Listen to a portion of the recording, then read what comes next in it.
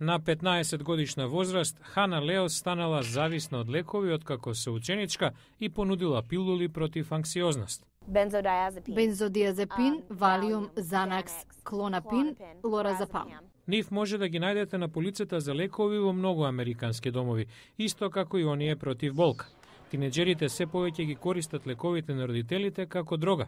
Тие се веќе препишани на дофати, децата ги земаат. 5 надлежни владини агенции вторникот до председателот Обама доставија нов национален план против злоупотреба на лекови. Предвидува повторна обука на 1 милион лекари за препишување на лекови, креирање на датотека за следење на лековите издадени на рецепта и образување на јавноста за опасноста. Гил Керликовски е директор на владината канцеларија за контрола на дрогата.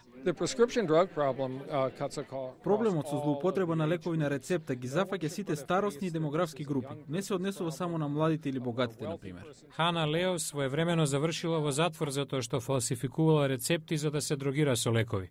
Во моментов се опоравува од зависноста. Таква среќа немал Рич Пери, кој починал од предозираност на 21 година. Татко му, исто така Рич, праќа ваква порака до сите родители. Не знаевме, затоа што Рич се однесуваше нормално како и секое друго дете. Имаше добри оценки, се бавеше со спорт, како и секое друго дете.